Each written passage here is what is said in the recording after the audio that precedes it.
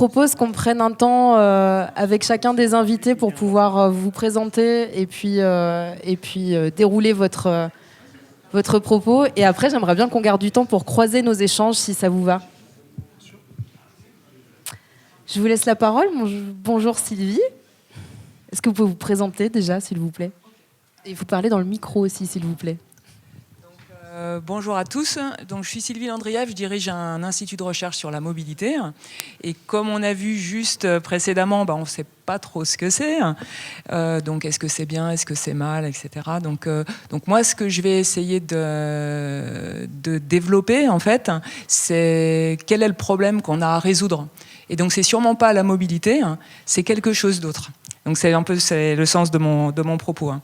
Et donc en fait, pour rebondir sur la présentation de Thierry, qui disait en fait voilà, il y a d'un côté les nomades, d'autre côté les sédentaires. Je dirais en fait ça, c'était avant la motorisation des déplacements. Avant la motorisation, effectivement, donc il y avait encore des nomades, mais il y en avait quand même déjà plus beaucoup.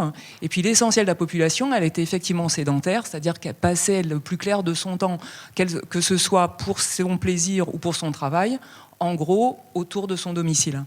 Et donc, ce qui a tout changé, c'est le 19e siècle, avec la motorisation des déplacements. Et on est passé de 4 km par jour en moyenne à 60 km par jour.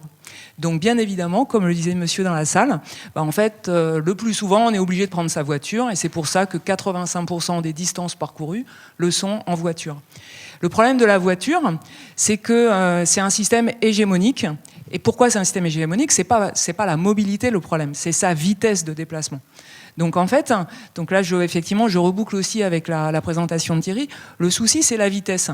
Parce qu'en fait les émissions de gaz à effet de serre, en gros, puisque c'est le problème au sens du climat, ou au plan social, non seulement les inégalités de déplacement, mais aussi en fait ce que les chercheurs appellent la friction. C'est-à-dire, en fait, en gros, quand ça se passe mal, quand le train n'est pas à l'heure, quand on a loupé l'heure pour récupérer le gamin à la crèche, etc. Ça, c'est lié à la vitesse des déplacements. Alors, pourquoi ? Parce que, en fait, le fait qu'on aille beaucoup plus... Pourquoi on fait 60 km par jour ? En fait, c'est parce qu'on s'est servi de notre potentiel de vitesse pour aller de plus en plus loin, de plus en plus souvent.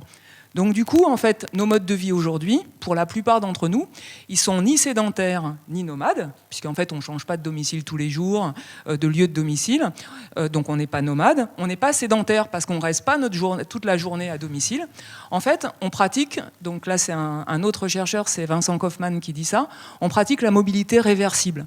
C'est-à-dire qu'en fait, on n'arrête pas d'aller et de venir, de partir de notre domicile et de revenir au domicile. Alors c'est vrai le matin et le soir, c'est vrai au cours de la journée, c'est vrai au cours de la semaine, c'est vrai au cours du mois et c'est vrai au cours de l'année. Donc en fait, on a plein de systèmes de rythme qui font que, alors le côté positif, c'est que c'est pour faire plein de choses, mais le côté négatif, c'est qu'au fur et à mesure que la vitesse moyenne de notre déplacement quotidien augmentait, et en fait, toutes nos activités, elles se sont éloignées du territoire. Donc en fait, c'est ce que vous disiez, monsieur. En fait, maintenant, on peut plus faire ses courses à domicile. Vous n'écoutez pas les filles, les messieurs. Hein.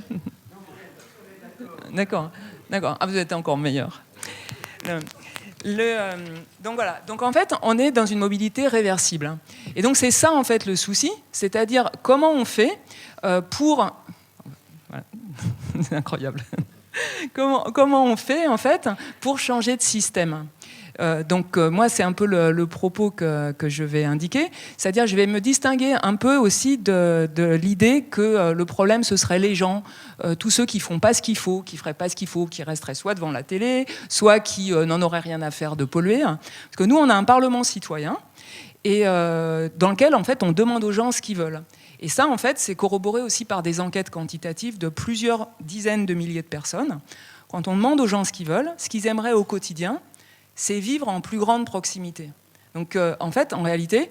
Et donc, après, on essaye justement pour pas rester sur les batailles de mots, par exemple, comme mobilité. En fait, finalement, on ne sait plus trop de quoi on parle. Est-ce que c'est bien ? Est-ce que c'est mal ? On va dire que c'est comme la liberté. On est content d'être libre, mais on n'a pas le droit de tuer son voisin. Personne ne dit, ouais, c'est une contrainte de ne pas pouvoir tuer son voisin. Bon, on a accepté les limites de la liberté. Hein. La mobilité, c'est pareil, en fait.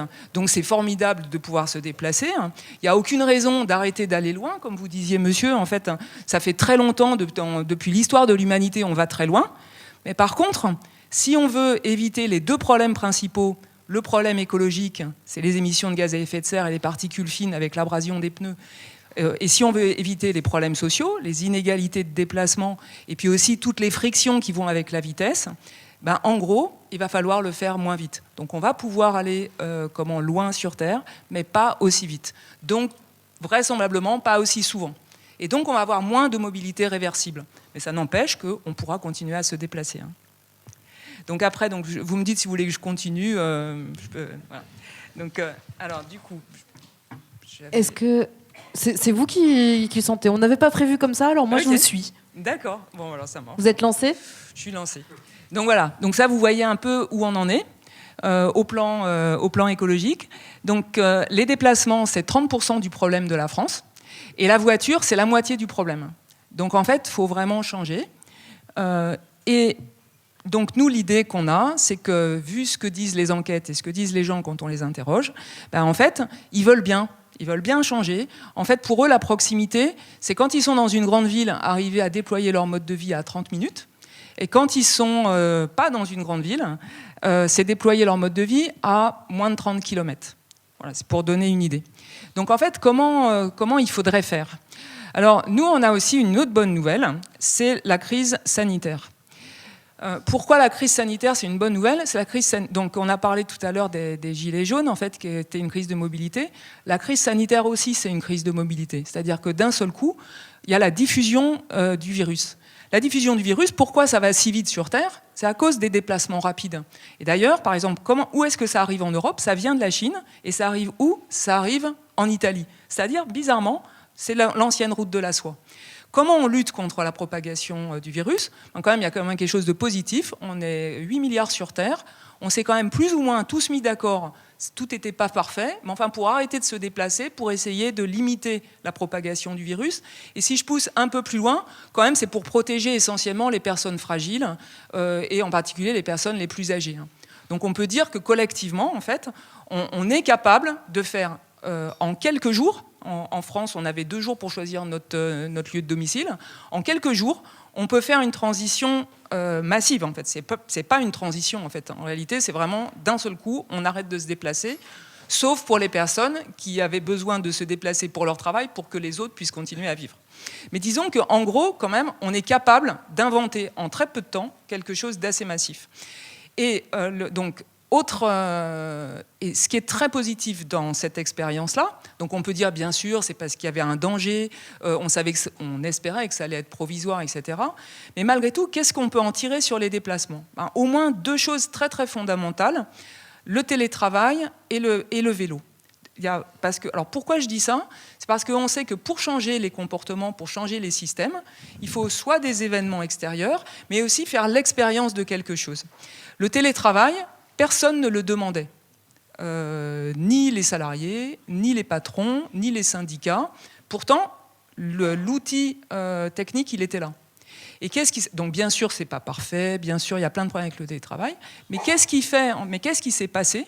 On est passé de 2% de la population active qui télétravaillait à 30% en France, 50% en Île-de-France, et 5 jours sur 5. Et post-Covid, est-ce qu'on est revenu aux 2% de gens qui télétravaillaient ? Pas du tout. On est resté aux 30% en France et aux 50% en Île-de-France, sauf qu'on n'est plus 5 jours sur 5, on est 1 jour sur 2.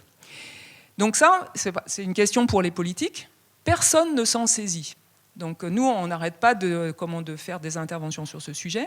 Il n'y a pas de politique spatio-temporelle du télétravail. C'est absurde. On pourrait très bien... Donc ça coûterait rien en termes d'investissement. C'est juste de l'organisation, mais ce serait très intelligent de l'organiser, parce qu'aujourd'hui, il y a une absurdité, c'est que quand vous avez la moitié de la population en Île-de-France qui peut télétravailler 1 jour sur 2, et bien en fait, les gens vont tous sur site le mardi et le jeudi, ils restent tous chez eux le lundi, le mercredi et le vendredi. Moyennant quoi, les transports collectifs sont sursaturés le mardi et le jeudi, et en surcapacité les autres jours. Alors, il y a plein d'autres choses qui changent. C'est-à-dire que quand vous êtes 5 jours sur 7 à votre domicile, au lieu d'être 5 jours sur 7 sur votre lieu de travail, ben en fait, il y a des chances que votre club de sport, vous allez préférer l'avoir vers votre domicile que l'avoir vers votre lieu de travail. Il y a les restaurants qui changent d'horaire. Donc en fait, quand souvent on vous répond, ben voilà, le télétravail, ça ne change pas tout, ça change que pour les télétravailleurs, c'est pas vrai. Ça change beaucoup de choses. Ça change pour l'immobilier des entreprises, ça change pour la restauration, ça change pour toute l'économie résidentielle. Et tout ça se passe à bas bruit, dans toutes les mégapoles et dans toutes les métropoles du monde occidental, sans qu'il n'y ait de politique spatio-temporelle. Donc vraiment, nous, on essaye de dire, mais vraiment, il faut faire quelque chose. C'est tout à fait possible pour essayer d'avoir une meilleure allocation de l'argent public. Autre exemple de la crise sanitaire, les coronapistes. Avant la crise sanitaire, quand on faisait une piste cyclable, bon, il y en a plutôt moins en France que de l'autre côté du Rhin, mais disons qu'on était en plein déploiement de pistes cyclables, déploiement du vélo. Aujourd'hui, le déplacement en vélo, c'est 1% des kilomètres parcourus. Donc on n'est pas quand même du tout sur la bonne pente. C'est pour ça qu'on est toujours là. Et donc en fait, qu'est-ce qui s'est passé ? D'un seul coup, pour plein de raisons, on a arrêté de faire des pistes cyclables étroites qui sont faites pour les gens en parfaite santé qui bombent sur les pistes cyclables pour aller, si possible, aussi vite que les voitures en zone urbaine. On a fait des larges pistes où en fait on peut rouler de front, où les familles peuvent faire du vélo, où les enfants et les adolescents peuvent faire du vélo. Donc on a complètement changé ça. Et qu'est-ce que ça veut dire ? Ça veut dire que le personnel des collectivités locales, il a été tout à fait capable d'imaginer un autre système de pistes cyclables en très peu de temps. Donc voilà, c'est pour être, je continue à être positive. Alors le problème aujourd'hui, donc finalement je déroule l'ensemble de ce qui était prévu, puis après je passe la parole. Le problème aujourd'hui, c'est que ce qu'on nous vend, alors non, je me trompe de côté, c'est ça. C'est-à-dire en gros, on dit ben voilà, ce qui va être super, c'est que bon alors là. La voiture thermique, bon, effectivement, le problème, c'est ce qui sort du gaz d'échappement. Donc, si on passe à l'électrique, finalement, en gros, on a réglé le problème. Alors, on n'a pas réglé le problème, pourquoi ? Alors, déjà, on a réglé, on pourrait dire, une petite partie du problème. Le gros problème, c'est qu'on reste dans le système voiture. On n'est pas du tout dans un autre système, on reste dans le système voiture. On fait fi de ce qu'on fait des anciennes voitures thermiques. Je suppose qu'on les envoie, on prévoit de les envoyer en Afrique. Donc ça, au plan de la planète, on n'a vraiment rien gagné. On fait fi du fait que les gens modestes en France, ils achètent des voitures d'occasion. Quand je dis les gens modestes, c'est quasiment 80% de la population, parce que les gens qui achètent des voitures neuves, pour la moitié, c'est les entreprises et les administrations, et pour l'autre moitié, c'est des gens qui ont plus de 60 ans et qui ont accumulé l'argent de leur vie. Donc en réalité, quand je dis les plus modestes, c'est assez faux. Très peu de gens achètent des voitures neuves. Et qu'est-ce qu'on fait en pensant à l'arrivée du véhicule électrique ? On imagine un leasing social, on a l'impression que c'est une bonne idée, hein. On se dit, ouais, quand même super, on va aider les gens les plus modestes, mais en fait, on va les aider à acheter quelque chose que de toute façon, ils ne peuvent pas acheter. Donc en réalité, on continue dans les incohérences, vous voyez la publicité. Donc la publicité pour les voitures, les voitures, c'est le premier annonceur publicitaire en France, et dans les autres pays comme les États-Unis, comme l'Allemagne. Et puis on vous dit à la fin de la pub, covoiturer au quotidien. Bon, et si vous voulez, donc je ne sais pas, donc pour tous les gens qui sont venus en covoiturage, mais soit c'est des copains qui venaient ici, donc c'est du covoiturage, en réalité c'est amical en fait. On se dit, bah tiens, toi aussi tu vas à la journée alter, donc ok, allons-y ensemble. Mais le covoiturage, quand on le pratique, le plus souvent il faut se rendre sur une aire d'autoroute, donc bon, on y va rarement à pied, c'est quand même extrêmement facile. Donc on mélange allègrement le covoiturage du quotidien avec le covoiturage longue distance, mais au quotidien, le covoiturage, c'est quasiment rien dans la solution. Et donc surtout, on continue d'avoir tout l'espace public qui sera occupé par les voitures. On ne fait rien contre le problème des particules fines qui vient de l'abrasion des pneus, et les véhicules électriques sont comme les véhicules thermiques, ils ont des pneus. Donc en réalité, on résout quand même une part très très faible du problème. Donc malgré tout, comme l'idée c'est d'être positif jusqu'au bout, en fait, si on veut faire quelque chose, c'est tout à fait possible. On a une chance en France, on a plein de routes, grâce à nos ingénieurs des ponts qui ont été très longtemps payés au kilomètre de route. Et donc en fait, on a 2 à 5 fois plus de routes qu'en Allemagne, qu'en Espagne, qu'en Angleterre. Donc en fait, ce qu'on pourrait très bien faire, c'est suivre l'idée des collectivités locales qui ont mis en place les coronapistes et dédier une partie du réseau entièrement à tout ce qui n'est pas la voiture. Et puis réserver la voiture. Alors avant que, bon, en attendant, pour l'instant, on n'est pas très nombreux à défendre la même chose que ce que je viens de vous expliquer. Donc il y a suffisamment de gens autres que moi pour défendre le véhicule électrique.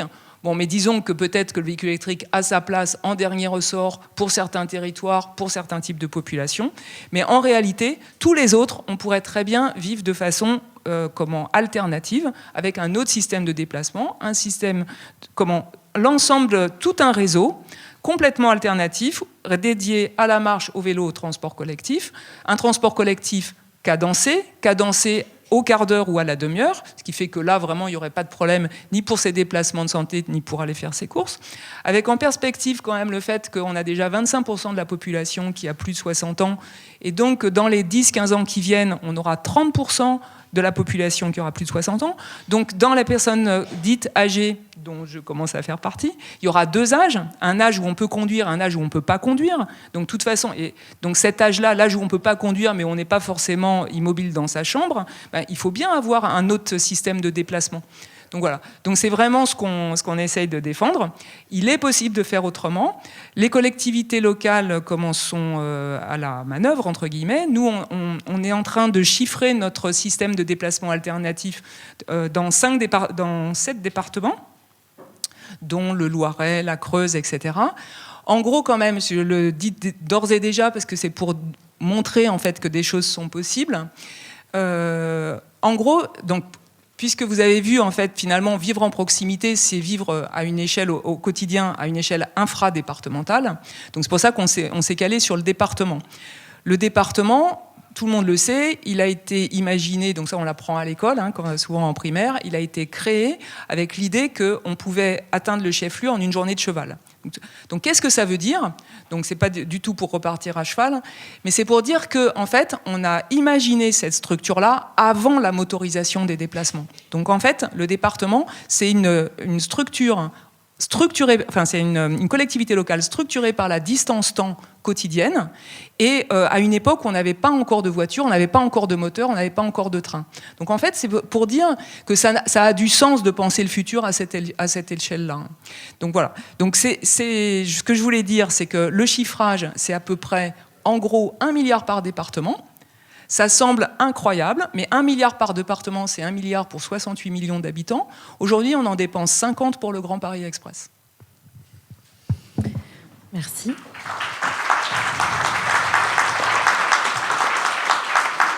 Alors moi, ça me fait penser à une question, on y reviendra tout à l'heure, mais je me demande comment on évalue les différences d'un département à l'autre. Parce que par exemple, là où je vis, je ne vois pas bien comment on peut utiliser le réseau de route, justement, de manière équivalente partout, quoi. Il y a des endroits où ça suppose certainement plus d'aménagement dans les modes de pensée aussi, parce que on vit dans un territoire, par exemple, où il y a beaucoup de personnes âgées qui ne savent pas forcément comment aller prendre des informations sur un système de mobilité mis en place qui nécessite des horaires, qui nécessite tout ça. Et du coup, je me demande comment on va faire pour qu'il n'y ait pas d'inégalité entre les départements avec la géographie, avec toutes ces questions-là, en fait. Donc effectivement, c'est une question, mais malgré tout, les départements, ils sont quand même tous plus ou moins de la même taille quand même, puisque ils ont été conçus comme ça. Donc en gros, ils font, on va dire, autour de 5000 km², si j'accepte les tout petits autour de l'Île-de-France et puis les très grands comme dans les dom-toms, comme en Guyane. On a choisi 7 départements très différents en termes de structure urbaine et en termes de géographie, justement pour voir en fait s'il y a des impasses. Donc peut-être qu'il y a des impasses et peut-être qu'il y a des départements qui se prêtent pas du tout au système alternatif et que là il faudra prévoir autre chose. Mais disons quand même que on a de bonnes l'ingénieur qui a imaginé ce système alternatif connaît très très bien la France en fait, et donc donc on l'aide à décliner son système, et on le fait dans des territoires très ruraux, des territoires périurbains, des territoires plus métropolisés. Donc voilà, on a quand même beaucoup de routes en France. Je pense qu'il y aura d'autres questions, mais on va continuer. Du coup, c'était pas prévu comme ça, mais finalement, la transition, je trouve, est assez fluide parce qu'on parle de l'objet voiture, gaz, électrique. Et en fait, je crois que votre intervention, elle est tournée vers la volonté de dépolariser un peu le débat et de sortir un peu de les pro-voitures, les contre-voitures, et voilà, peut-être se rappeler aussi, parler de la construction des départements par rapport au temps. Moi, j'ai découvert les téléphériques, les télégrammes de Chappe, c'est ça ? Comment on pouvait communiquer une information d'une minute à l'autre à travers la France. Je trouve ça fou. Et du coup, peut-être qu'on peut faire l'équivalence, dire par rapport au passé, ce que ça représentait la voiture, de bénéfices aussi, et puis se tourner vers le futur. Alors, je n'ai pas prévu de présentation comme Sylvie, donc je vais improviser partiellement à partir des idées que j'avais.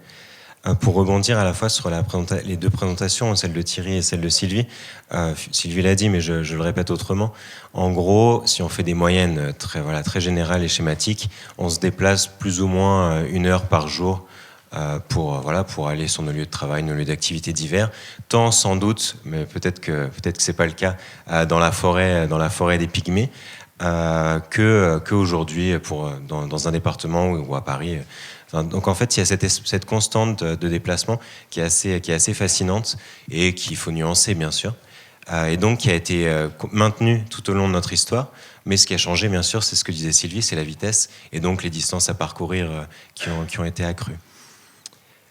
Également, un autre point qui me semblait un point intéressant, parce qu'il est une constante au cours du temps, c'est pourquoi est-ce qu'on se déplace ? C'est pour rejoindre des objets ou des personnes dont on est séparé. Et donc, on a inventé 3 manières, grosso modo, pour faire face à ce problème de la séparation entre les êtres et les choses. La première, la mobilité, c'est ce dont on va parler aujourd'hui. Mais on a aussi parlé du télétravail, les télécommunications, et aussi ce qu'on a moins évoqué, la ville. La ville est aussi le moyen de mettre à proximité des uns et des autres tout un tas de réalités, ou la densité, si vous voulez.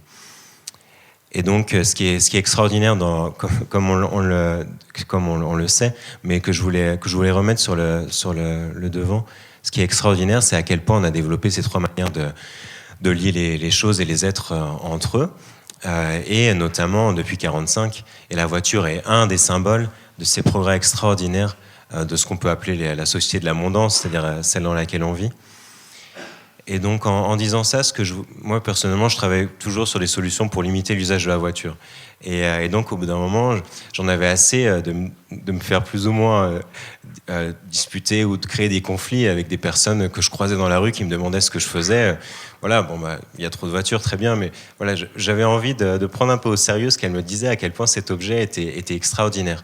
Et donc, c'est ce que je voulais dire par là. Depuis 1945, grosso modo, on a eu un progrès extraordinaire, et donc qui est à l'échelle d'une génération, celle de mes grands-parents ou celle de vos grands-parents à vous, disons, grosso modo, sur 1 ou 2 générations, on a eu un progrès en termes d'usage de la mobilité, d'usage de divers moyens de transport, mais pas seulement, bien sûr, qui est fascinant. Et c'est un luxe qui est devenu une banalité pour nous. Et donc c'est cette idée-là que j'avais envie de travailler avec vous, qui est pas vraiment donc d'avoir une approche qui est moins scientifique, ce que je suis habituellement en tant que sociologue, mais plutôt d'essayer de construire une manière de faire communiquer les pro-voitures et les anti-voitures dont parfois je fais partie.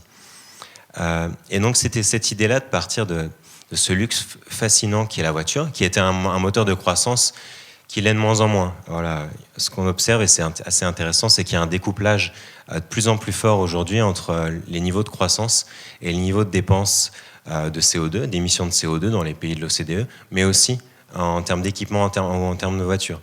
C'est-à-dire qu'on a de moins en moins besoin de voitures pour produire des richesses. Alors on peut discuter s'il faut produire ou pas des richesses, mais ça me semble en soi une information assez réjouissante, même si c'est pas suffisant. Le découplage entre le taux de croissance, le taux d'émission de CO2 et le taux d'équipement en voiture qui est corrélé à cela, ça me semblait aussi, c'est aussi une bonne nouvelle qui est pas suffisante, mais une bonne nouvelle quand même. Et donc voilà, j'avais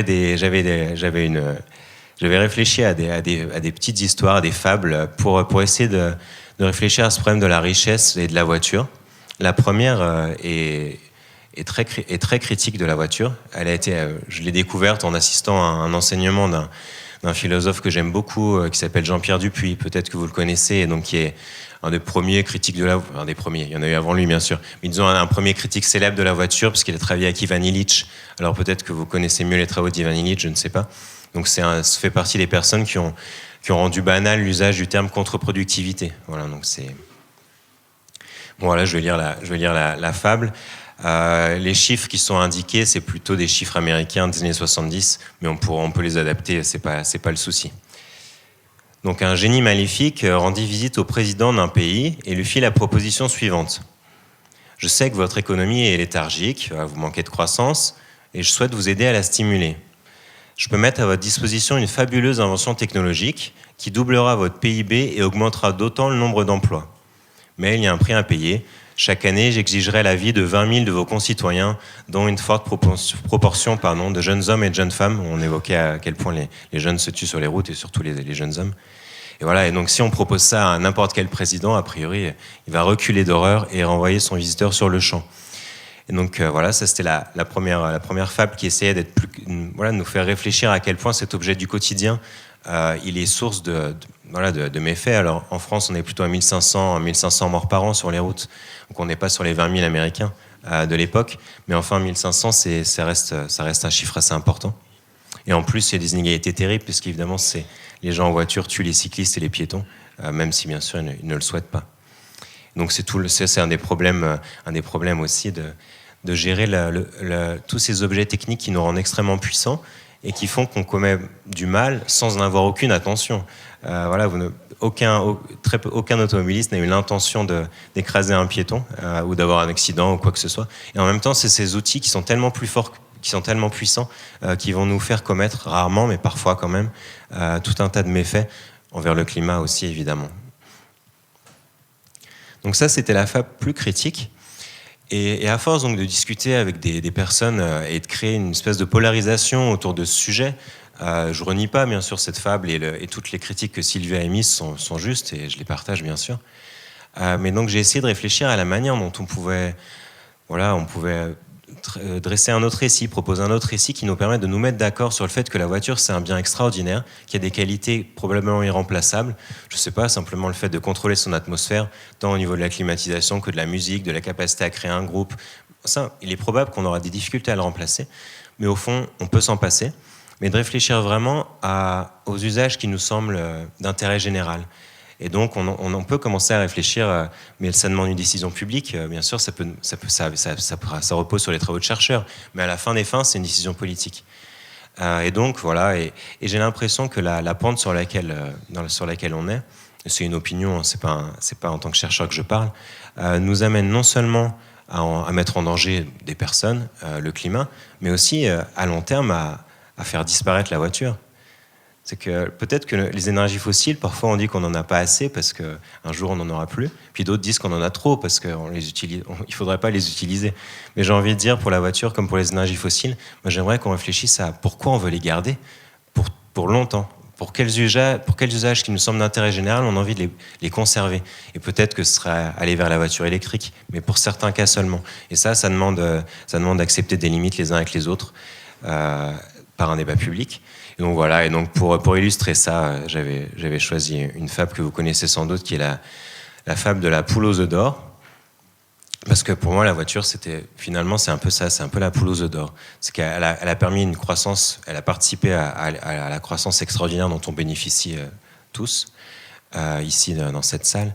Et en même temps, à force de l'utiliser pour tout et rien, on évoquait les déplacements de moins de 3 km, je crois, tout à l'heure, d'utiliser à tort et à travers, on la gaspille. Et en plus, ça induit tout un tas de méfaits plus généraux sur l'environnement. Bref, je lis la fable et puis je conclus avec ça. Donc, l'avarice perd tout en voulant tout gagner. Je ne veux, pour le témoigner, que celui dont la poule, à ce que dit la fable, pondait tous les jours un œuf d'or. Donc, c'est notre voiture. Il crut que, dans son corps, elle avait un trésor.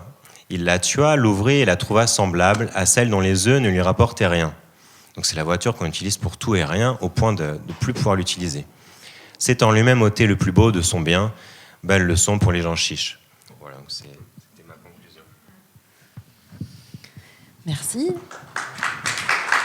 Et alors, est-ce que depuis ces recherches, votre réponse aux gens qui vous demandent pourquoi vous défendez le débarras de la voiture, est-ce que votre réponse a changé ? je vais répondre de deux manières. Personnellement, j'en parle moins, j'en parle plus. Comme ça m'évite de créer des conflits au quotidien. Et intellectuellement, bien sûr, j'insiste sur ce que dit Sylvie, que je partage. Tant à l'échelle individuelle que collective, il y a des moments de crise. On n'a pas les rites de passage. Voilà, on peut aussi parler de tournants, de bifurcations. Voilà, on peut en discuter. On peut discuter du vocabulaire. Mais enfin, si on propose à quelqu'un qui a des habitudes bien ancrées et qui est dépendant de sa voiture de changer, il ne faudrait pas s'attendre à ce qu'il dise oui et qu'il accepte facilement. À part, bien sûr, dans des sondages. Dans les sondages, les gens sont toujours prêts à changer. Même si, d'ailleurs, quand ils répondent à des questions contraignantes, j'ai plusieurs exemples en tête, dans le même sondage, on a des personnes qui vont dire oui, il faut agir contre le réchauffement climatique. Et quand on leur demande est-ce qu'il faut mettre une vignette sur leur voiture, en général, ils vont là répondre par la négative. Enfin, voilà, mais bon, ça c'est pour l'anecdote. Donc pourquoi miser sur les crises ? D'une part parce qu'on a vu qu'avec le Covid ça a fonctionné, et d'autre part parce que c'est un vieil enseignement des sciences sociales, qu'il y a des moments dans notre vie dans lesquels on est plus prêt à changer parce que nos habitudes sont déjà bouleversées. Notamment les déménagements, c'est un exemple assez simple. Grosso modo, il y a 7 millions de personnes qui déménagent tous les ans en France. Donc bon, c'est pas exactement exact, mais bon, au bout de 10-15 ans, on aurait à peu près la population française, pas exactement, parce qu'il y a des gens qui déménagent plusieurs fois, mais voilà, on a une masse critique à l'échelle de la France qui est quand même assez impressionnante. Bon, typiquement, c'est un moment durant lequel on est tous aptes non seulement à changer, puisqu'on est déjà en train de changer nos moyens de se déplacer, et en même temps qu'on est apte à réfléchir et à être réflexif sur nos pratiques. Donc voilà, donc c'est un moment où le débat citoyen et l'incitation est d'autant plus efficace, et on ne fait pas face à des résistances que je peux comprendre, même si je ne les partage pas d'un point de vue politique, mais d'un point de vue moral et juste d'un point de vue scientifique, c'est un attendu inévitable. Mais c'est aussi vrai, comme le disait Sylvie, à l'échelle collective. Je vais prendre un autre exemple qui est sur du plus long terme, mais si on prend le modèle des Pays-Bas, qui est le modèle, bien sûr, pour le vélo, comme on le sait tous. Pour raconter l'histoire du retour du vélo aux Pays-Bas, dans les années 60, il n'y avait pas beaucoup plus de cyclistes là-bas qu'en France. Et donc, il n'y avait pas une culture du vélo qui était infiniment plus développée. Il se trouve qu'il y avait pas mal d'enfants qui allaient encore à vélo à l'école, parce que quand on parle des inégalités en lien avec la voiture, bien sûr, les enfants et les adolescents sont les premiers impactés, parce qu'ils subissent toutes les nuisances de la voiture, mais eux ne bénéficient pas du droit à l'utiliser. Je mets ça de côté. Bref, des enfants aux Pays-Bas donc allaient en voiture à l'école, et comme ça arrive malheureusement assez régulièrement, et donc il y a des enfants qui sont décédés en se rendant donc à vélo dans leur école. Ça aurait pu être un fait divers dans un journal ou même pas, ou pas faire de bruit. Il se trouve que là, les parents de ces enfants avaient des ressources et ont été capables de mobiliser les médias et de mobiliser un collectif de parents et de constituer une mobilisation locale qui est ensuite devenue une mobilisation nationale. Ce qui est intéressant dans ce cas-là aussi, c'est qu'on voit que la mobilisation pour le vélo, elle est liée à la cause consensuelle par excellence, c'est-à-dire les enfants. On n'est même pas dans la question climatique qui devrait être consensuelle, mais on est vraiment sur le symbole peut-être le plus sacralisé. On parlait de la sacralisation des anciens dans les sociétés traditionnelles. Peut-être que chez nous, les enfants conservent cette charge un peu plus sacrée. Bref. Et en même temps, qu'est-ce qu'ils font ? Ils reprennent des techniques de mobilisation, le biking, divers blocages et divers mots d'ordre qui, eux, n'étaient pas du tout consensuels, mais qui ont été inventés dans la contre-culture anarchiste des années 60-70, qui était aussi présente en Hollande, qui existait en France, et donc avec une revendication de la défense du vélo en tant que moyen de lutte contre le capitalisme. Voilà, ce qui est passionnant, mais d'un autre côté, pas du tout consensuel dans la société de l'époque. Donc, ils ont repris des techniques de mobilisation, ils les ont adaptées à leur message qui était beaucoup plus consensuel. Au même moment, aux échelons locaux et nationaux, il y a eu des changements de majorité politique.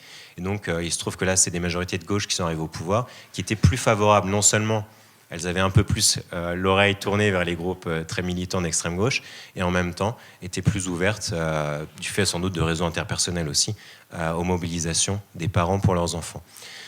Alors après l'histoire continue, et donc les militants deviennent aussi des experts du vélo, et donc permettent de transférer leurs compétences aux institutions qui n'en avaient pas nécessairement. Les aménagements cyclables, ça demande des compétences. Et donc, on a une perméabilité entre ces milieux militants et les milieux les autorités publiques, qui fait que petit à petit, on a des infrastructures qui se développent.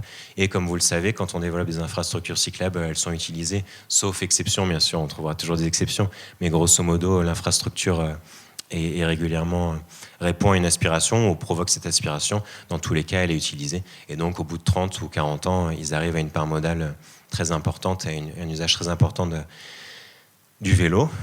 Et le fin mot de l'histoire, qui mérite sa discussion, je pense, par rapport à tout ce que j'ai essayé d'amener sur l'idée de créer du consensus, c'est que malgré tout, les Pays-Bas régulièrement sont... voilà, les journaux aiment bien faire des classements, et dans les rankings, les Pays-Bas sont souvent le pays où il fait le mieux conduire en Europe. Et donc c'est le paradoxe, c'est qu'ils ont réussi à développer jusqu'à un très haut niveau par rapport aux pays comparables l'usage du vélo, mais au bout d'un moment, en déchargeant la conflictualité, l'enjeu conflictuel avec la voiture, donc ils plafonnent, et ça permet aussi un usage extrêmement confortable de la voiture, ce qui pourrait être un bien si on oubliait l'enjeu climatique, mais évidemment quand on remet l'enjeu climatique sur la table, on voit qu'il y a des limites à l'approche que je défends, mais enfin ça permettra, je pense, d'ouvrir la discussion. Voilà. Merci. J'en profite pour dire qu'il y a l'association Mine de Rayon qui est là-haut aussi, qui pourra, si ça vous intéresse, parler concrètement des usages du vélo sur le territoire. Et du coup, pour faire une transition, vous parliez il y a quelques minutes de la dimension de changement, du fait que les gens soient prêts ou non à changer, qu'ils souhaitent ou non changer leurs usages. Et je crois que dans votre travail, on peut peut-être s'approcher de manière fine en fait, d'observation de terrain, parce que vous êtes allé rencontrer des gens pour qui la mobilité, c'est pas forcément un choix, pas forcément une contrainte non plus, mais en tout cas, c'est des enjeux liés à leurs conditions sociales qui sont... Enfin, voilà, c'est un enjeu important, quoi. Oui, bonjour à toutes et à tous. Voilà, donc avant de commencer, c'est toujours important de se présenter pour savoir d'où on parle. Voilà, donc je suis Vincent Jarousseau. Moi, je ne suis pas, comme Thierry, un expert de la mobilité, absolument pas. Voilà, ça fait 10 ans que je mène des travaux documentaires, principalement pour l'écriture de livres, mais aussi un film.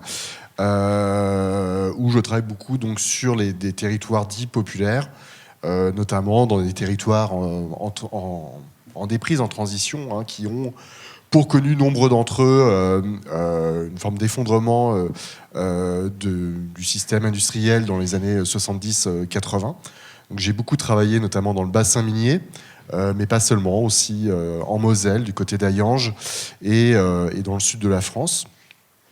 Et j'avais commencé à travailler donc, il y a 10 ans sur le vote d'extrême droite, en allant dans des villes gérées par le Front National avec l'historienne Valérie Gounet. Et en allant à la rencontre de ces électeurs, pas tous d'ailleurs d'extrême droite, hein, mais parfois complètement désaffiliés, je dirais, de la politique et du vote, je me suis rendu compte à cette époque que la question du travail était absolument centrale. Je parle de la question du travail et ça a été évoqué tout à l'heure dans les principaux facteurs des mutations de la mobilité. Donc là, pour le coup, des mutations extrêmement profondes du travail qui ont un impact démocratique, y compris sur nos comportements en tant que citoyens et d'affiliation ou désaffiliation au collectif. Donc je me suis rendu compte que cette question du travail était centrale et par la suite, j'ai voulu réorienter mon travail documentaire en creusant cette question du travail et en me posant un peu par hasard, enfin c'est jamais complètement par hasard, dans une ville située toujours dans le bassin minier, dans le département du Nord, qui est Denain. Denain, c'est l'une des villes les plus pauvres de France, c'est situé à côté de Valenciennes. C'est une petite ville de 20 000 habitants qui a perdu le tiers de sa population en l'espace de 30 ans, qui a eu une particularité dans ce bassin minier, c'est que c'est à la fois un peu une synthèse du Creusot et de Noélie-Mines, on en parlait tout à l'heure, puisque c'était à la fois une ville où on a extrait le charbon pendant des décennies. C'est là qu'Émile Zola, d'ailleurs, va travailler à la mine pour documenter l'écriture de Germinal, quand il va travailler à la fosse Renard. Et particularité, donc, c'est que ça a été aussi une ville, un haut lieu de la sidérurgie. C'est là qu'est né Usinor, ça a été le berceau d'Usinor. Et c'est une ville qui, au même titre que Longwy, à la fin des années 70, connaît l'un des plus grands plans sociaux en France, avec l'effondrement justement d'Usinor. Et donc la conséquence est assez tragique, hein, puisque ce sont 10 000 emplois directs qui sont supprimés en quelques années, 40 à 50 000 emplois indirects dans l'ensemble du bassin, hein, pas seulement la ville de Denain, qui disparaissent et qui en font aujourd'hui l'une des villes les plus pauvres de France. Donc j'ai voulu m'intéresser à ce territoire. On était à la fin de l'année 2016. On rentrait dans cette période de la pré-campagne électorale présidentielle. Donc, quand on est documentariste, journaliste, on s'intéresse à ces périodes. Et moi, je ne voulais pas prendre le biais de la politique politicienne en tant que photographe pour aborder cette présidentielle de 2017, mais plutôt le biais des gens.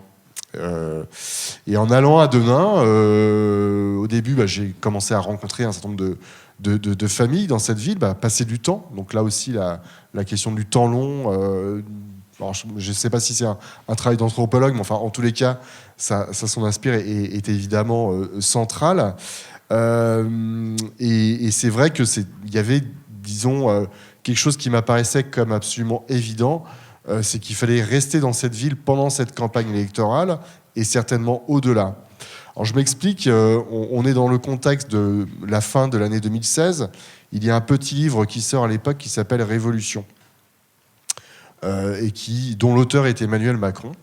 À l'époque, il est juste candidat potentiel. Et dans ce petit livre, il y a un chapitre entier qui est consacré à la mobilité. Ça, je ne le vois pas forcément tout de suite, mais la place de la mobilité est quand même assez centrale dans son programme, jusque dans le nom de son mouvement, En Marche. Et disons qu'il y a une espèce de contraste entre ce que je peux voir de la réalité de ce territoire de Denain, où on a un taux de chômage stratosphérique, on a 45% de la population qui vit sous le seuil de pauvreté, où on a des diversités de situations. On n'est pas dans une ville totalement enclavée, contrairement aux images d'Épinal. Hein. Denain, c'est une ville qui est reliée à Valenciennes par un tramway. Il y a une gare SNCF, il y a 2 autoroutes qui bordent cette ville. Il y a des moyens pour bouger. Mais en même temps, on a une population fixée, là, depuis des décennies, des familles, des générations qui vivent, et une partie de la population qui est dans une certaine forme d'immobilité. Et de l'autre, on a aussi plutôt des jeunes générations qui, évidemment, sont extrêmement mobiles dans leur pratique du travail. On en revient aux mutations du travail avec des formes d'immobilité, notamment en ce qui concerne tous les travailleurs de la route, les travailleurs du BTP. Voilà, Denain, au niveau des chiffres des diplômés supérieurs, c'est le miroir inversé de notre pays. C'est-à-dire qu'on a une très forte majorité de non-diplômés et de personnes qui ne sont pas diplômées du supérieur. Et quand on n'est pas diplômé du supérieur, on va plutôt aller vers ces métiers, ces fameux métiers de la route et des petites industries, qui nécessitent, pour le coup, beaucoup de mobilité. Donc j'en reviens à cette époque. Donc je continue mon travail d'observation pour commencer un travail qui va me mener sur un terrain que je ne connais pas encore à l'époque. Et à l'époque, je fais la rencontre du Forum Vie Mobile. On a des échanges, on est au printemps 2017, Emmanuel Macron vient d'être élu. Là, il y a une conviction qui s'ancre en moi, c'est que je sens qu'il y a quelque chose qui ne va pas fonctionner entre cette France qui finalement est complètement à l'opposé d'Emmanuel Macron, qui est une France qui n'est pas en marche, pour paraphraser le sous-titre du livre qui sortira plus tard. Et on décide d'étudier finalement quelles sont les pratiques de la mobilité dans cette France qui n'est pas en marche. Comment finalement le discours... L'idée, c'est véritablement d'interroger un peu le discours public qu'il y a autour de la mobilité, l'idée selon laquelle il faut absolument bouger pour s'en sortir, il faut traverser la rue pour trouver un travail. L'idée, c'est un petit peu, quelque part, d'interroger aussi cette notion de mobilité qui, selon moi, et c'est ce que j'ai écrit d'ailleurs sur le petit post-it pour évoquer ce que pouvait... pour raconter ce que pouvait évoquer en nous le mot mobilité, moi j'ai mis le mot adaptabilité. Finalement, le mot mobilité est venu d'une certaine manière remplacer le mot adaptabilité, qui est un précepte plutôt négatif et où on veut donner d'une certaine manière une vision positive de la mobilité, enfin de l'adaptabilité. Donc je vais suivre comme cela pendant 1 année et demie 8 familles à Denain, avec des pratiques de la mobilité qui sont extrêmement diverses. Il y a à la fois des familles qui sont plutôt dans l'hypermobilité. Donc je parlais tout à l'heure des travailleurs de la route, du BTP. Mais souvent, alors je dis une famille, c'est un peu différent. C'est-à-dire que l'hypermobilité des uns va appeler l'hyper-immobilité des autres. C'est-à-dire que par exemple, dans un couple, je pense par exemple à Mickaël qui est routier et à sa femme qui est aide à domicile, qui va travailler dans un rayon de proximité. On a finalement parfois une ambivalence au sein des familles. De l'autre, on a des mobilités qui sont contraintes, notamment pour des raisons parfois administratives. Ça peut être des sortants de prison, ça peut être aussi pour des raisons d'accès à l'information. Par exemple, à Denain, on a 20% de la population qui est en situation d'illettrisme. C'est un chiffre que l'on peut retrouver très souvent dans les territoires post-industriels. Donc quand on est en situation d'illettrisme, évidemment, la possibilité de passer le permis de conduire, tout simplement, est beaucoup plus compliquée. La possibilité de pratiquer les transports en commun est aussi beaucoup plus complexe. Et puis, parfois, il y a aussi, je dirais, la capacité à s'exposer, à aller ailleurs, à sortir finalement de sa zone de confort, entre guillemets, et d'aller s'exposer aux autres. Et enfin, on a les hyper-immobiles, les immobiles tout simplement, donc plutôt des personnes qui sont en situation de chômage, de longue durée, mais qui vont construire finalement des modes d'organisation où la vie locale va pouvoir s'organiser. Donc, où on va s'appuyer sur des solidarités locales, familiales, de voisinage. Alors, je pense à la famille de Guillaume. Guillaume, par exemple, c'est quelqu'un qui a le permis de conduire, qui est passionné de mécanique et de tuning, pour lequel la voiture est un objet de reconnaissance sociale extrêmement importante.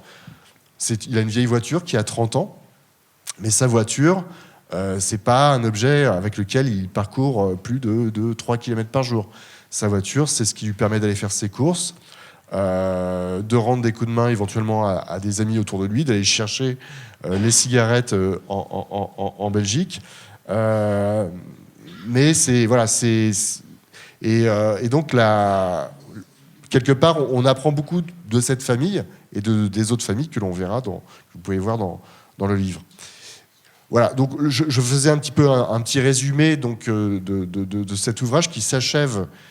On en a parlé tout à l'heure sur la naissance du mouvement des Gilets jaunes, à l'automne, 2018, d'où le titre Les racines de la colère, où évidemment la question de l'usage de la voiture, du coût de la mobilité, a été un des objets centraux, avec en plus la question quand même, on n'en a pas parlé aujourd'hui, du logement, puisque évidemment la question des mobilités résidentielles, pour moi, elles sont indissociables des mobilités du quotidien, savoir où on peut vivre, où on peut habiter, où est-ce que l'on est relégué éventuellement sur le territoire. Et ça posait évidemment la question des Gilets jaunes, la question du travail. On a beaucoup parlé du télétravail, d'une part importante de la population française qui a pu télétravailler pendant la crise sanitaire. Il ne faut pas oublier que 11 millions de salariés ont continué à travailler sur leur lieu de travail pendant le confinement, c'est-à-dire 40% des salariés qu'on peut qualifier de classe servicielle, que l'on a beaucoup retrouvé justement sur les ronds-points. Et donc c'est là que j'aborde la suite. Les ronds-points, évidemment, moi j'y étais. Je corrobore ce que vous disiez tout à l'heure, Thierry, sur le fait que c'est d'abord un mouvement de femmes au départ, c'est-à-dire que les femmes étaient extrêmement présentes autour des ronds-points, et ces femmes, justement, très souvent, faisaient partie de cette fameuse classe servicielle que l'on a qualifiée de travailleuses essentielles pendant la crise sanitaire, que moi j'appelle les femmes du lien. Donc ça, c'est la suite du projet. Et donc ces femmes qui prennent soin des autres, en fait. Donc qui vont se déplacer plutôt chez les autres, ou qui vont travailler chez elles pour recevoir les enfants des autres. et qui prennent d'une certaine manière en charge nos fragilités. Donc ces femmes du lien, donc ça a été mon projet documentaire suivant, donc qui a fait l'objet de l'apparition d'un autre livre. On parlera peut-être de la forme plus tard. Donc il y a un projet qui s'est inscrit sur 2 territoires, parce que là, pour le coup, il était important pour moi d'avoir une approche assez diverse de ces métiers, puisque là aussi, l'expérience de la mobilité n'est pas du tout la même. Donc j'ai à la fois travaillé, là pour le coup, dans un territoire vraiment enclavé, dans l'Avesnois. Je ne sais pas si vous voyez où c'est. L'Avesnois, c'est au sud de Maubeuge, entre Fourmies, Avesnes-sur-Helpe. Donc c'est le nord rural et un peu post-industriel, assez éloigné de tout, hein, il faut le dire. Région assez vieillissante, avec des besoins sociaux extrêmement importants. Donc région où, pour le coup, il y a une forme de surreprésentation de ces femmes, à la fois dans le territoire, et une forme de surreprésentation aussi sociale dans leur rôle social. C'est Sophie Orange et Fanny Renard, qui sont 2 sociologues, qui ont écrit un livre, Ces femmes qui tiennent les campagnes, qui est assez intéressant et qui parle de double centralité sociale des femmes en milieu rural. Pourquoi une double centralité ? Parce qu'on les retrouve justement dans ces métiers du lien où elles vont prendre soin des autres, mais elles ont souvent aussi une fonction de rôle pivot dans les familles localement, c'est-à-dire qu'elles sont une fonction d'aidante auprès de leurs enfants, de leurs petits-enfants, de leurs parents, de leurs grands-parents. Sachant que très souvent, les hommes du coin vont travailler, mais souvent loin, justement sur ces métiers de la route, ces métiers du BTP. Ça a été très bien documenté par le sociologue Benoît Coquart avec Ceux qui restent. Et donc, c'est pour ça que dans ces villages, dans ces territoires, on voit disparaître les bistrots dans les villages, mais par contre, on voit des salons de coiffure et d'esthétique en assez bonne santé, et qui sont devenus des lieux de socialisation où les gens se fixent. Voilà, donc ça, on le voit très bien dans les femmes du lien. Et à contrario, les femmes du lien que l'on va retrouver dans nos métropoles, à la différence des femmes du lien en milieu rural, qui sont des filles du coin, qui sont blanches, qui ont toujours vécu dans la même région, et ben en milieu urbain, ce sont plutôt des femmes issues de l'immigration. En Île-de-France, par exemple, 60% des aides à domicile sont nées à l'étranger. Hein. C'est à peu près la même chose, évidemment, dans les EHPAD. Et ces femmes sont reléguées aux marges de la métropole, compte tenu du fait que leurs revenus ne leur permettent pas de vivre là où elles travaillent. Donc on va les retrouver dans les transports en commun, et on le voit ça dans les femmes du lien. Moi, quand je suivais Marie Basile, qui habitait au fin fond de Stein, qui était obligée de prendre un bus et 2 métros pour se rendre sur ses lieux de travail dans le 12e arrondissement, c'était 1h15, 1h20, quand ça fonctionnait bien. Voilà, donc il y a une forme d'invisibilisation de ces femmes du lien en milieu urbain, voilà, que l'on voit un peu comme des ombres, et qui sont totalement, là pour le coup, tributaires de ce dont vous parliez tout à l'heure sur, je ne sais plus quel était le terme technique qui était expliqué, mais sur le fait que, certes, on a des moyens techniques qui nous permettent d'aller vite, mais il y a toujours dans l'engrenage des grains de sable qui viennent enrouer la machine et qui font que la vie devient une grande galère, quoi. Voilà. Alors, pour finir, donc évidemment, dans ce livre, on parle beaucoup de la question du grand âge et quelque part de la perte d'autonomie. Ça n'a pas forcément été beaucoup abordé aussi ici aujourd'hui, mais l'expérience de la mobilité est rendue possible quand on est autonome physiquement. Or, aujourd'hui, on a une société qui vieillit, mais on a aussi une société qui, pour partie, est en perte d'autonomie, puisque malheureusement, on ne vieillit pas forcément mieux, mais plutôt moins bien, et que ces questions, évidemment, méritent une réflexion sur la place de nos mobilités. Enfin, pour finir et parler encore de mon travail, là, je travaille sur un nouveau projet qui s'intitule « Trouver sa voie », où je m'intéresse aux jeunes, et notamment aux jeunes en formation dans le secteur professionnel, que ce soit via l'apprentissage ou le lycée professionnel. Et là aussi, c'est extrêmement intéressant d'observer. Donc, ce sont quelque part les enfants des familles dont je documente le quotidien depuis 10 ans maintenant, puisqu'on retrouve 80% d'enfants issus des classes populaires dans l'enseignement professionnel. Et là aussi, il y a une forme d'inégalité dans l'offre de formation et sa proximité. C'est assez intéressant d'observer un peu quels sont les trajets des lycéens pro ou des apprentis. C'est-à-dire qu'il est extrêmement rare de pouvoir bénéficier de la formation que l'on souhaite suivre à côté de chez soi. Même quand on habite dans les grandes villes. Souvent, il faut traverser la ville, ou parfois, par dépit, on va choisir le lycée qui est à côté de chez soi et atterrir dans une formation que l'on n'a pas choisie parce que c'est plus pratique. Là, c'est assez intéressant d'observer, par exemple, et les directeurs de CFA ou les proviseurs de lycée me disent exactement la même chose. Dans tous les lycées pro, enfin beaucoup de lycées pro, vous avez des internats. Et ces internats, aujourd'hui, ils sont à moitié vides. Il y a 10 ans, ils étaient complètement pleins. Donc là, ça pose aussi la question du rapport que l'on peut avoir avec le fait de finalement accepter ou non ce fameux rite de passage de quitter le foyer. Je pense qu'il y a une aspiration profonde à rester proche des siens aujourd'hui, qui a été peut-être révélée par la crise sanitaire, mais cette situation était sous-jacente déjà. Et là aussi, ça interroge sur le discours dominant, sur le fait que quand on est jeune, après tout, il faudrait absolument partir, bouger, faire une césure, faire voilà. Pourquoi pas, je ne remets pas en cause cette possibilité, mais le fait est qu'aujourd'hui, il y a cette aspiration à rester proche des siens. Pourquoi ? Ça, c'est mon analyse. C'est que je pense que, et là, pour le coup, chez les classes populaires, c'est peut-être encore plus vrai.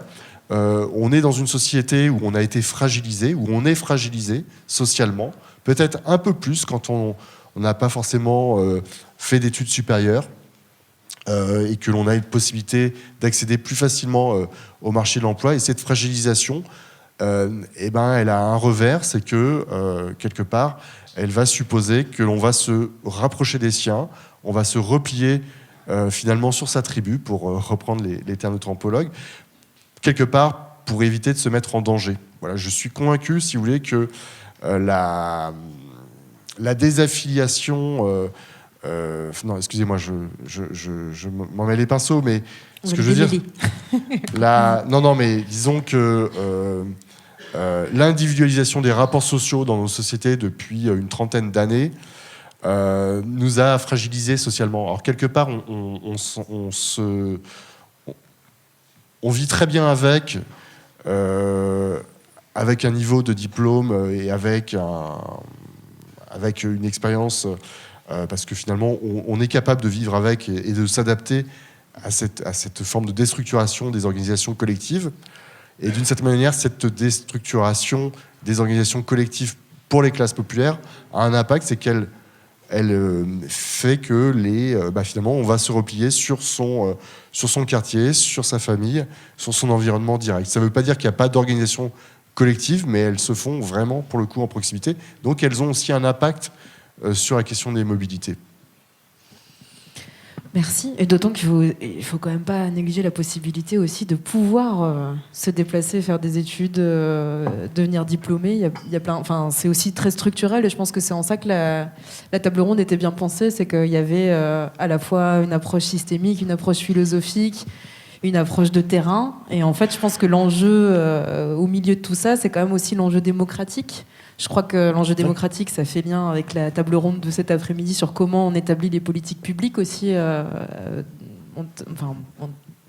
rapport aux mobilités et comment on prend en compte la parole de toutes et tous, qui est quand même un enjeu quand même complexe, qui fait débat, mais aussi qui est nécessaire pour qu'il y ait une adhésion et qu'il y ait une transformation.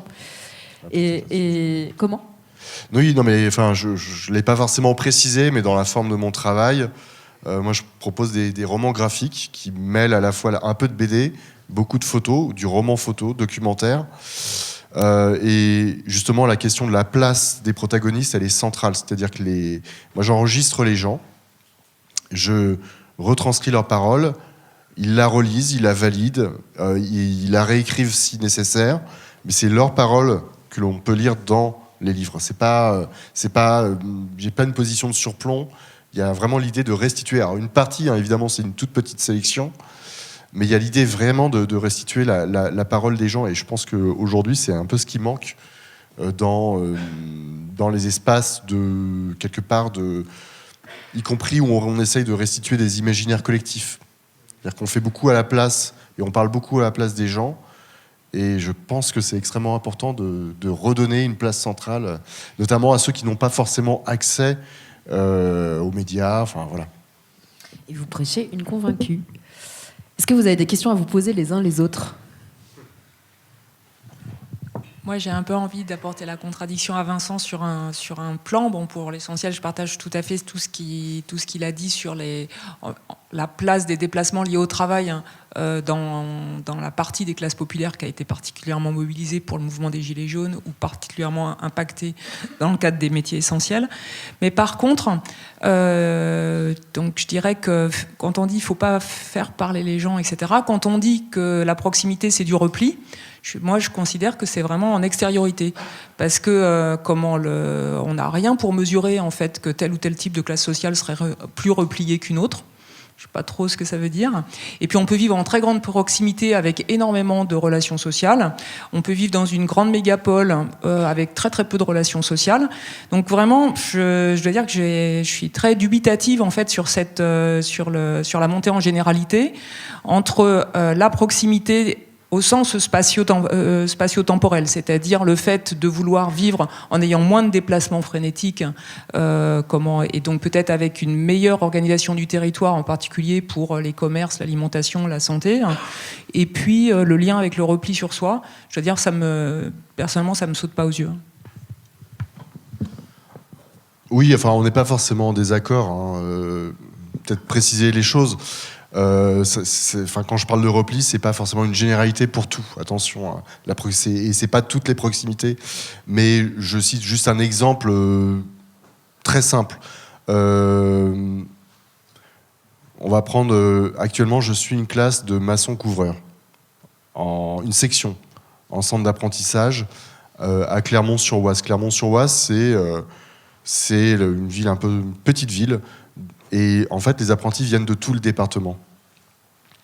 Dans cette section, on a des gamins qui sortent de 3e. Je dis des gamins parce qu'ils sont très juvéniles. Aujourd'hui, il n'y a plus de redoublement. Donc, quand on arrive en apprentissage, on a 14 ou 15 ans. Et puis, donc, ce sont des enfants de tout le département qui, parfois, viennent de familles de maçons. Il y a beaucoup d'enfants d'origine portugaise, par exemple, parmi ces... Alors, je ne veux pas rentrer dans le cliché, mais sur la classe, il y a 5 enfants dont les noms de famille ont des consonances portugaises. Et puis, à côté de ça, on a dans cette section aussi des jeunes qui viennent de la campagne, qui peuvent venir du Créois. Donc là, c'est la banlieue de la banlieue parisienne. Hein, c'est les populations d'origine immigrée qu'on a renvoyées aux marges de l'Île-de-France, faute de pouvoir vivre en Île-de-France compte tenu des prix des loyers. Et puis on a des jeunes réfugiés, des jeunes mineurs isolés, qui sont légèrement plus âgés, généralement ils ont 16 ou 17 ans. Donc dans ces sections, il y a quelque part un mélange qui s'opère de gens qu'on oppose, hein, petits blancs, jeunes des cités, voilà, et finalement ils écoutent tous les mêmes musiques, ils ont des référents culturels qui sont les mêmes, voilà. Mais chacun rentre chez soi le soir, parce que je citais l'exemple par exemple du moindre recours au foyer, et j'en discutais avec le directeur du foyer. Bon, il se trouve que l'internat, pour le coup, en apprentissage, on y va 1 semaine sur 3 seulement.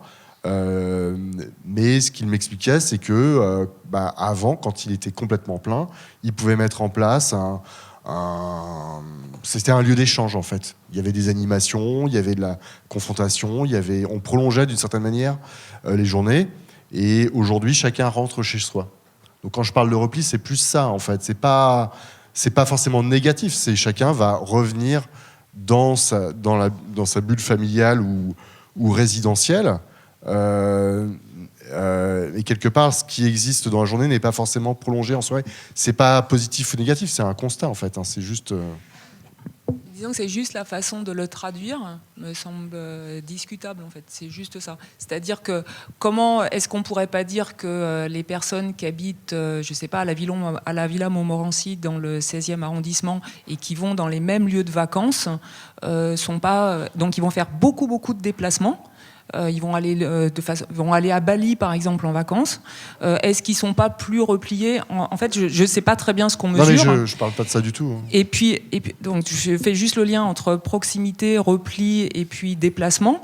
Et donc il me semble que le fait de vouloir vivre en plus grande proximité, qui est complètement partagé par l'essentiel de la population, qui a beaucoup de déplacements, il se trouve que ça va dans le sens de la lutte contre le réchauffement climatique. Donc ça me semble positif.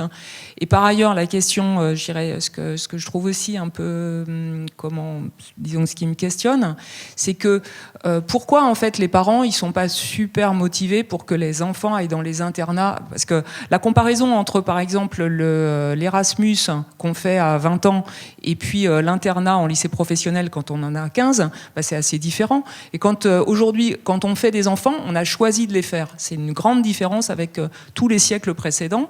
Du coup, on les choisit. Et donc, est-ce que c'est du repli sur soi que d'aimer ses enfants ? Je ne sais pas.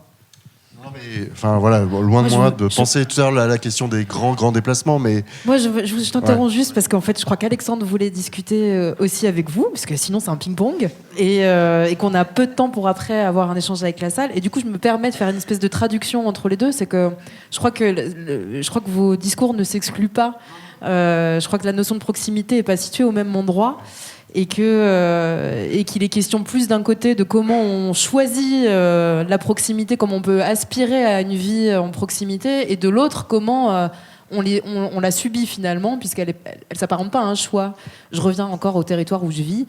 En fait, la mobilité, c'est une question aussi de survie. C'est-à-dire que l'hôpital le plus proche pour accoucher, il est très très loin. On peut pas se soigner, on veut faire des études. Il s'agit pas de savoir si on veut aller en Erasmus ou pas, parce qu'effectivement, c'est des enfants qui sont issus de l'immigration en grande majorité dans des territoires, enfin voilà, dont je m'apparente parce que c'est aussi des bassins miniers, etc. Et où du coup, la qualification, elle nécessite un déplacement parce que sur place, on n'a plus d'école aussi, tout bêtement. Et je crois que du coup, vous n'étiez juste pas d'accord, mais juste vous ne parliez pas tout à fait du même endroit. Alexandre, vous vouliez intervenir ? J'ai saisi le micro et j'avais un point par rapport à ce débat, c'est que je pense qu'il est un peu piégé parce qu'en fait, il nous fait perdre de vue que ce qui compte, c'est que les gens aisés changent avant tout. Et après, tant mieux si on peut aider les gens dans la précarité, mais à la limite, c'est pour revenir à voilà, où on pose le curseur du changement et ce que j'essaie d'amener.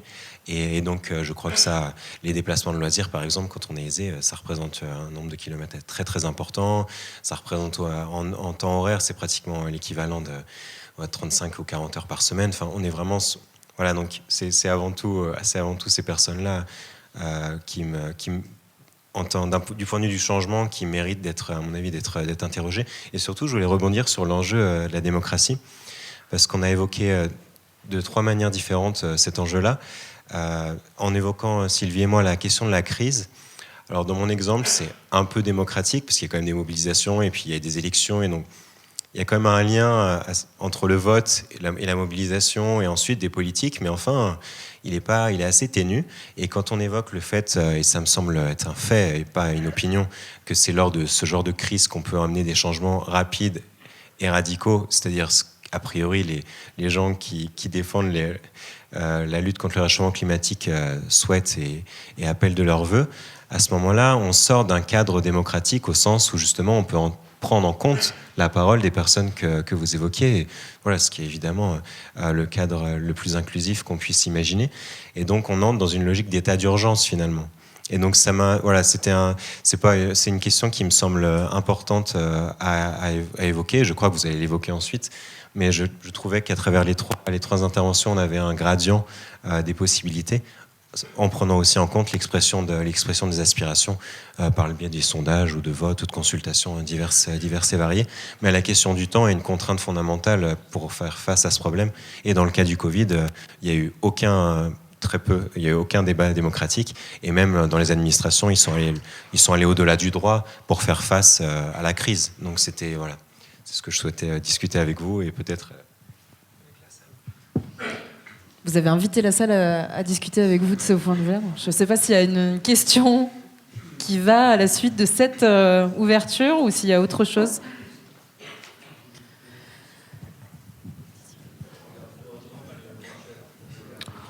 Voici, mais je crois que c'était plus près, le parcours du micro de là à là. Merci à vous. Et une réaction à chose sur la notion de progrès. Je crois que c'est important de réexaminer cette situation, cette entrée-là. Progrès pour qui? Progrès pourquoi? On a évoqué, alors c'est pas 1500, mais c'est 3500 morts en France chaque année sur la route. C'est 40 000 morts liés aux particules fines. Alors c'est pas seulement la route, mais les chiffres sont impressionnants. Donc ça, c'est les effets, l'aspect revers de la médaille. Mais quand on parle du progrès, ce qu'il faut bien voir, c'est qu'en fait, ces mobilités qui se sont étendues sur de longues distances grâce à la vitesse, c'est d'abord et surtout au profit de ceux qui ont organisé les activités à distance.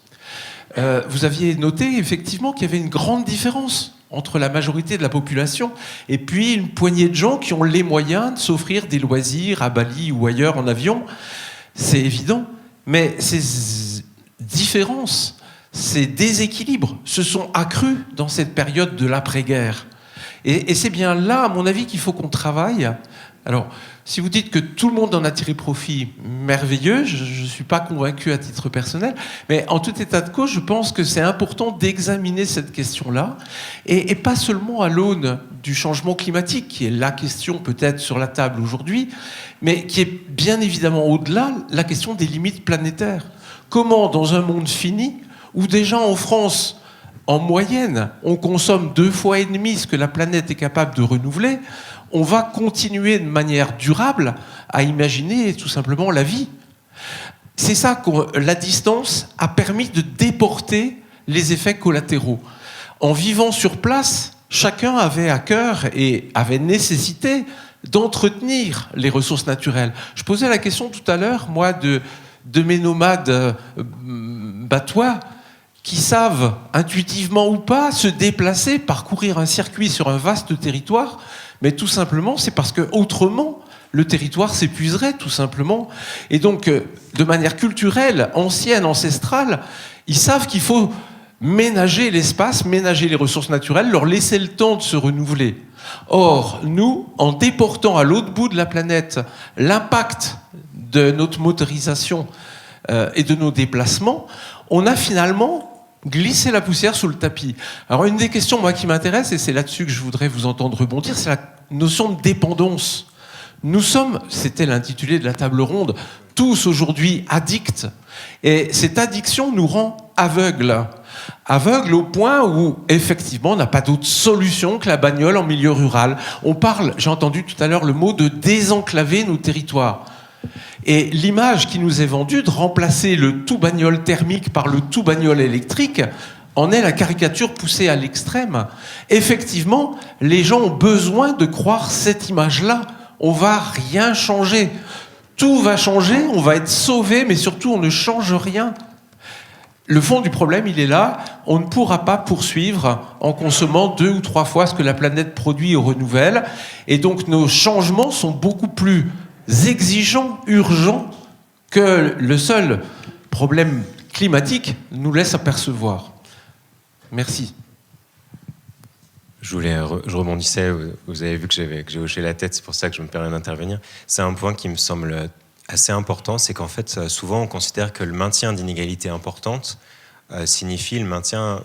On fait un raccourci qui fait qu'on imagine que les plus pauvres sont restés très pauvres. Non, c'est ce qui est fascinant malgré tout dans le développement post-45, c'est à quel point on a accédé, même les gens que vous évoquiez et qui méritent d'être aidés. Et voilà, je vais le dire froidement, mais même les gens dont on parle, qui sont les plus pauvres qu'on évoque, sont infiniment plus riches que leurs grands-parents, arrière-grands-parents, et en confort infiniment plus important que l'essentiel des gens qui vivent dans le Sud.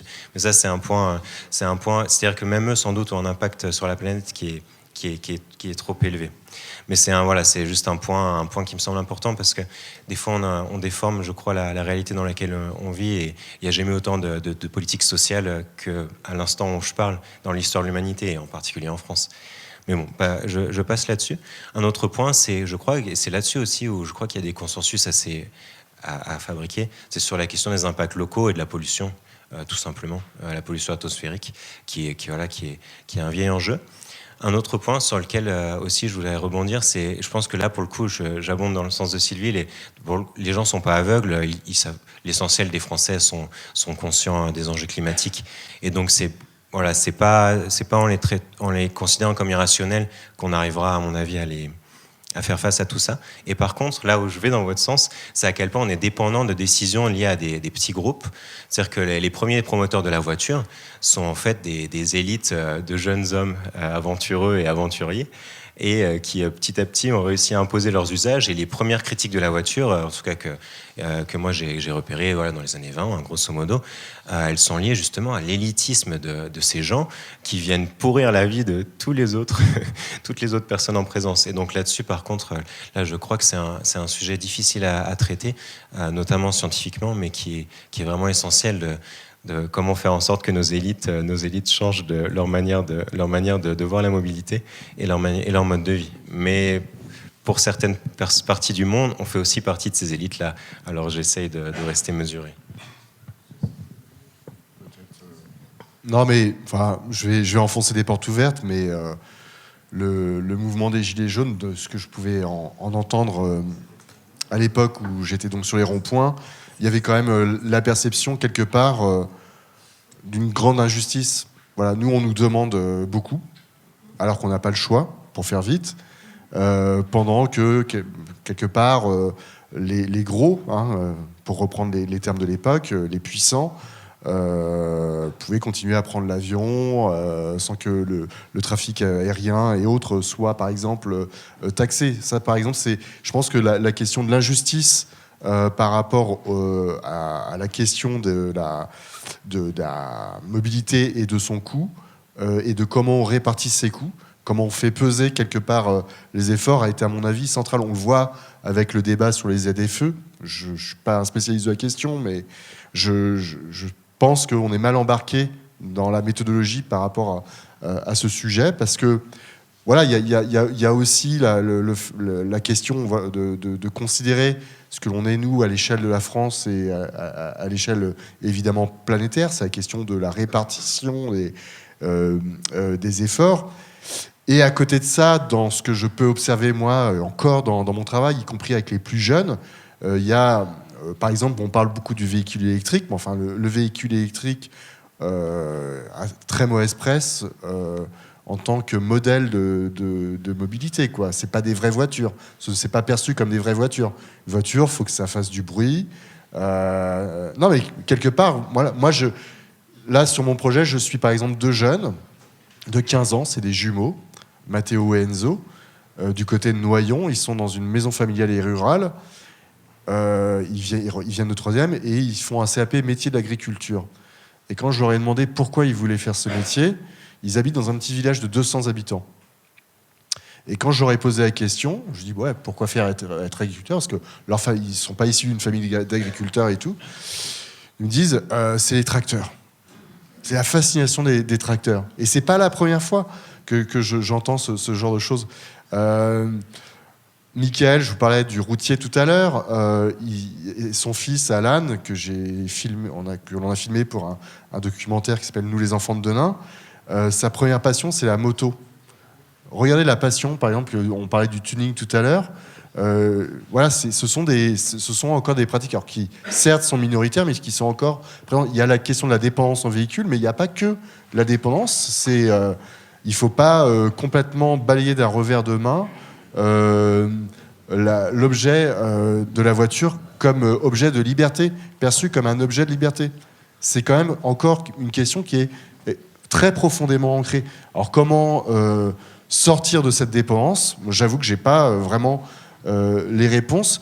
Peut-être, à mon sens, que cette question enfin voilà, c'est pour le coup, on en revient encore aux élites, aux puissants. C'est qu'est-ce qu'on véhicule, quoi. Quand on regarde les vidéos. C'était pas un jeu de mots? Oui, je fais pas de jeu de mots, mais juste pour dire qu'il faut qu'on avance. Oui. Mais... Et je pense que voilà, c'est la question de ce qui est véhiculé tout en haut et qui peut-être, y compris par des gens extrêmement influents, quoi.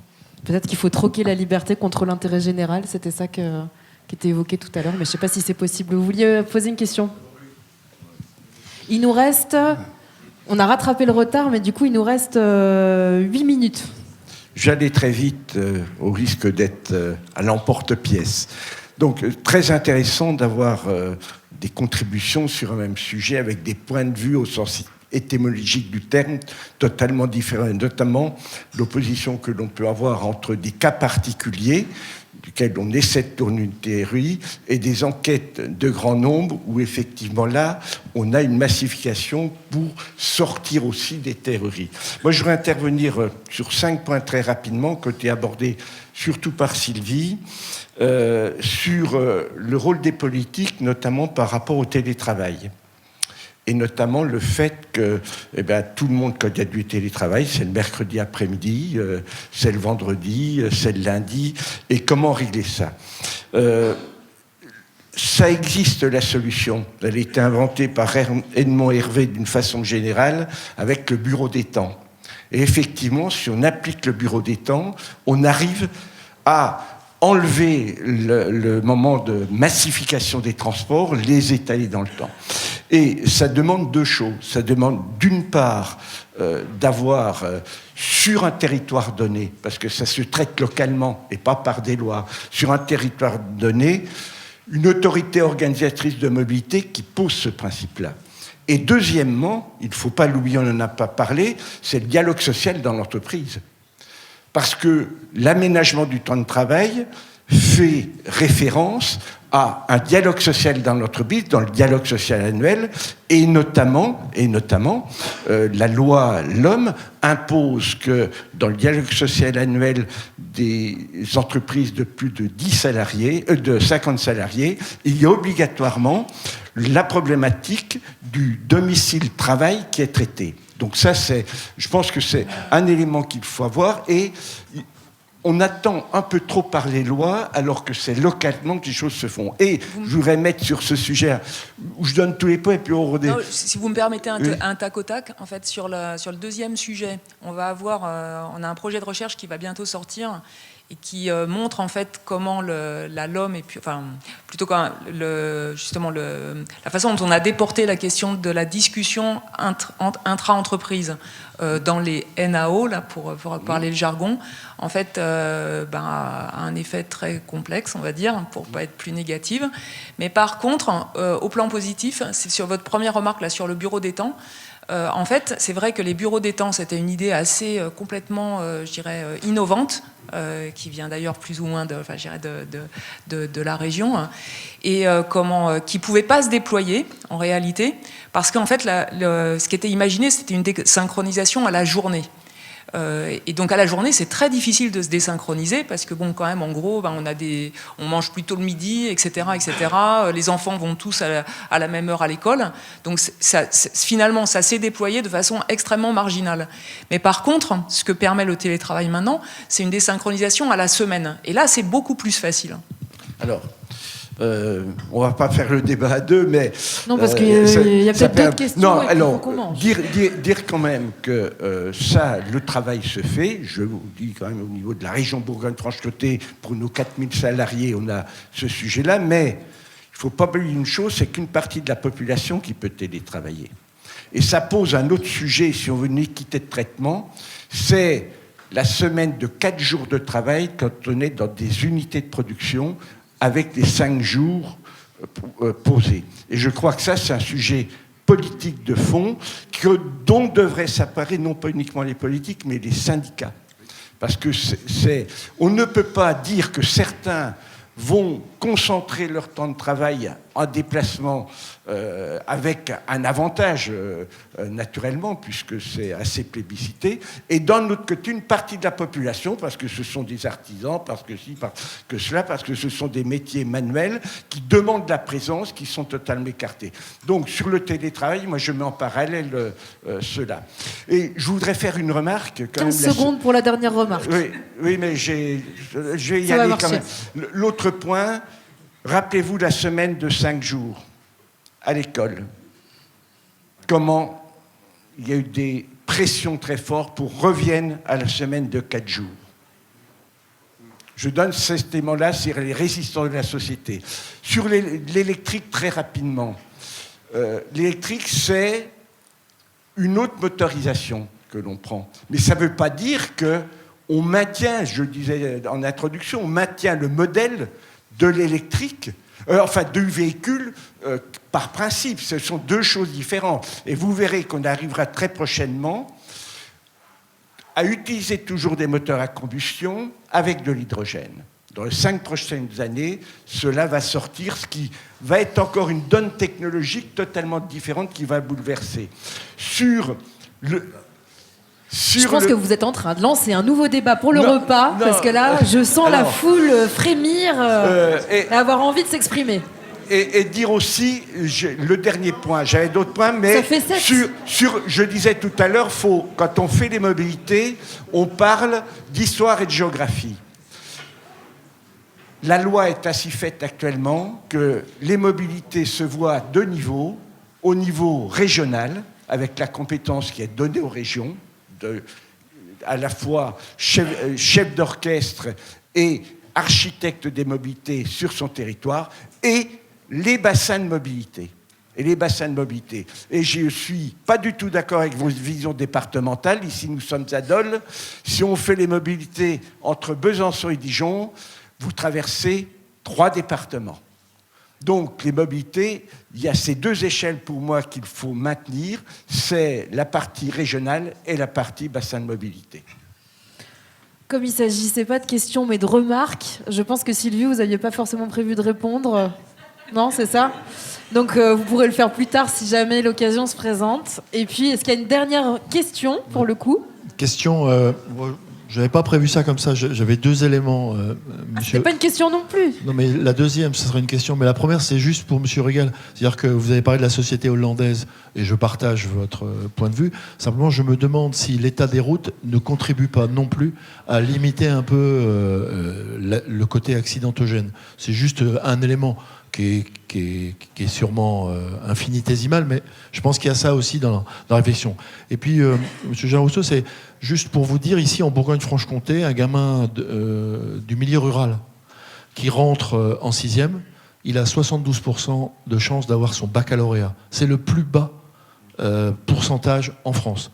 Donc moi, j'ai l'impression que la notion d'ambition, elle peut être croisée avec ce fait-là, quand on est en milieu rural, mais je pense que la mobilité joue aussi un rôle, ce qui fait que, non, c'est pas un reproche, mais donc du coup, est-ce que vous ne pensez pas que, au-delà de l'ambition, cette notion de proximité sur laquelle un maire rural va être très attentif, va quand même pénaliser, parce que le faubourg Saint-Honoré, il est un peu plus large chez nous qu'ailleurs. Et je crois qu'il y a, du coup, il y a quand même une question pour une femme, parce qu'il y a eu très peu de questions de femmes aujourd'hui. Même si tout à l'heure, on a cité les Gilets jaunes et le mouvement des femmes, en fait, je pense que toutes les luttes commencent par les femmes. Hein. C'est pas juste les Gilets jaunes. C'est un fait, quand même. On a beaucoup parlé de dépendance. Je voudrais juste parler un petit peu d'autonomie, et notamment par rapport à nos enfants. Ils ne vont plus à l'école en vélo, parce que c'est dangereux, paraît-il, parce que les parents n'ont pas ces habitudes-là de les laisser. Ils ont peur pour eux. Je crois qu'il y a réellement un problème de société à repenser, à donner à nos enfants de la liberté. Et je pense que dans nos communes, avec une meilleure organisation de la société, des routes, on pourrait commencer par là. Parce que, je ne sais pas vous, mais moi, autour de moi, je ne vois plus aucun enfant aller à l'école en vélo, alors qu'il s'agit, la plupart du temps, de moins d'1 kilomètre. Voilà, et aussi, quelque chose qui m'a fait réagir, c'est quand vous avez dit, maintenant on choisit d'avoir un enfant, on les aime, on ne veut plus qu'ils soient internes, on les veut pour soi. Est-ce que c'est ça, aimer ses enfants ? Moi, je suis née, ma mère, pour elle, la seule alternative, c'était l'internat, parce qu'elle m'aimait et qu'elle voulait que je fasse des études et qu'elle ne voulait pas que je fasse de longs trajets chaque jour. Elle voulait me donner les conditions les meilleures pour étudier. Donc, qu'est-ce qu'aimer ses enfants? Est-ce que c'est les coucougner? Est-ce que c'est les rendre autonomes? Est-ce que c'est leur donner les moyens de réfléchir et ça? Et je crois que la question de la mobilité pose aussi ces questions-là. Parce que on est maintenant effectivement replié et parce qu'on a des tas de choses...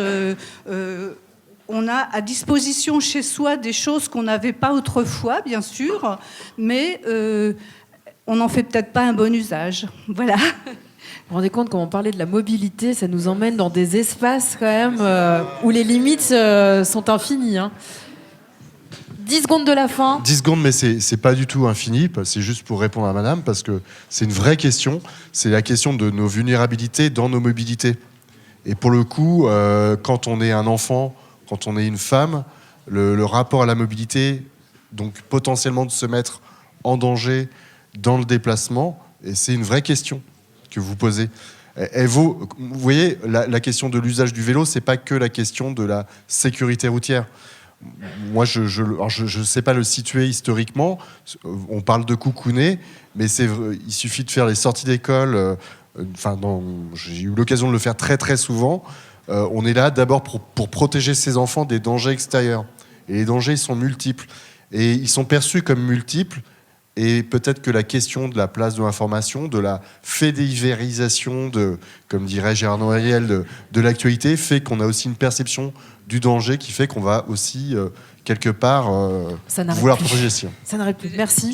Le mot de la fin à Sylvie, s'il vous plaît. Une anecdote qui va vous faire rigoler.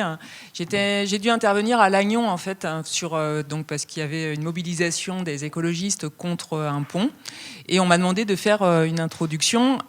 Il y avait en fait un représentant du département qui devait répondre aux parents d'élèves. Donc je crois que c'est la FCPE qui avait demandé qu'il y ait un ralentisseur à l'endroit où il y avait l'arrêt de car, où les mômes prenaient le car pour aller au collège.